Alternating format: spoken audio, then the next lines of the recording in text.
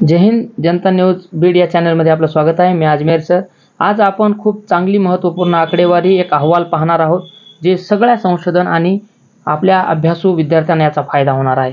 तर विज्ञान युगामध्ये काय घटना घडली, जागतिक हवामान म्हणजे ग्लोबल वॉर्मिंग आणि क्लायमेट चेंज, जागतिक तापमान वाढ आणि हवामान बदल या आकडेवारीनुसार आपल्याला काय अभ्यासपूर्ण माहिती मिळाली आज आपण पाहणार आहोत. व्हिडिओ संपूर्ण पहा. व्हिडिओ आवडल्यास नक्की लाईक, सबस्क्राईब, शेअर करा आपल्या चॅनलला. आपलं चॅनल नवीन आहे आणि आपण माहितीपूर्ण व्हिडिओ घेऊन येत असतो. सर्व विद्यार्थ्यांना हे अहवाल उपयोगी पडणार आहे. सर्व प्रेक्षकांना हा अहवाल उपयोगी पडणार आहे. की बघा मित्रांनो, हवामान बदल आणि जागतिक तापमान वाढीमुळे पिकांच्या उत्पादनात कोट्यावधी टनांची घट झालेली आहे. जे पीक आहेत, crops in the world, all over world, various type of crops, विविध प्रकारचे पिके आहेत, मका आहे, तांदूळ आहे, या पिकांची घट झालेली आहे. आणि याचा परिणाम आफ्रिका खंड आणि जगाला दुष्काळ आणि उपासमारीची येणाऱ्या काही कालावधीमध्ये आपल्याला सामना करावा लागणार आहे. ही गंभीर गोष्ट एका अहवालातून आलेली आहे. ते अहवाल कोणता? UNCCD. आय रिपीट, UNCCD म्हणजेच United Nations convention to the combat डेझर्टिफिकेशन.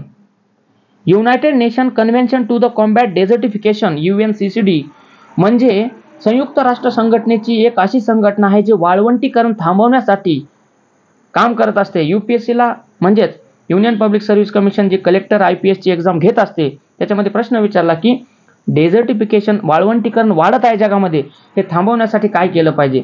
तर यामध्ये काय अहवाल आला ह्या संघटनेचा, आणि जगातील सर्व देश या संघटनेचे सदस्य असतात.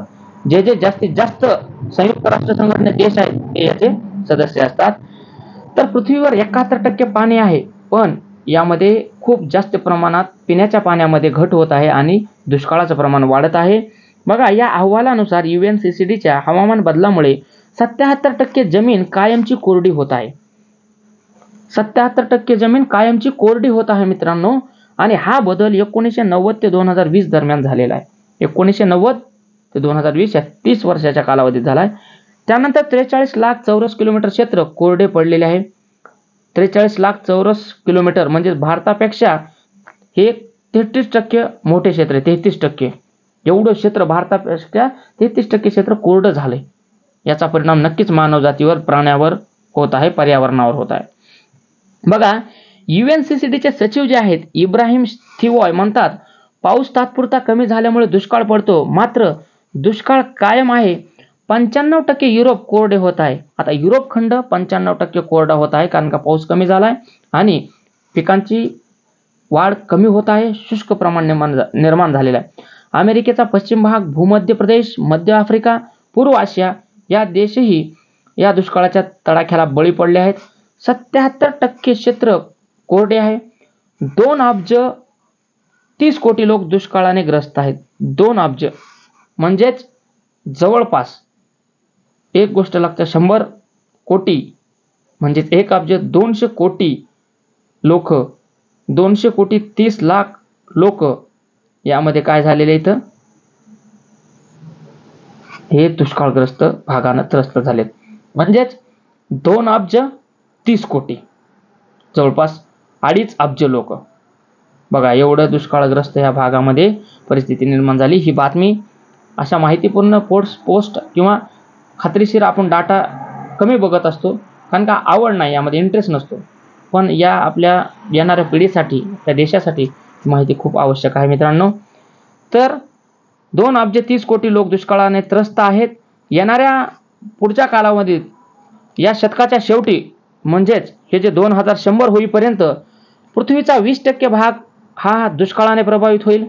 आणि दुष्काळामुळे 12% GDP घसरला आहे आफ्रिकेमधील. आत्ताच आफ्रिका खंडातील 12% GDP, ग्रॉस डोमेस्टिक प्रोडक्ट, सकल एका वर्षामध्ये येणारं उत्पन्न 12% घडले पूर्ण आफ्रिका खंडाचं. आणि पीक उत्पादन 17% ते 22% कमी झालेले आहे.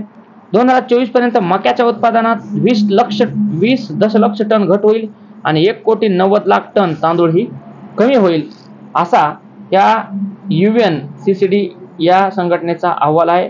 डेझर्टिफिकेशन थांबवणं, वाळवंटीकरण थांबवणं, यासाठी सर्व अभ्यासू गटाने याकडे लक्ष दिलं पाहिजे. भेटूया एका पुढच्या महत्त्वपूर्ण व्हिडिओमध्ये. तोपर्यंत जय हिंद, जय भारत.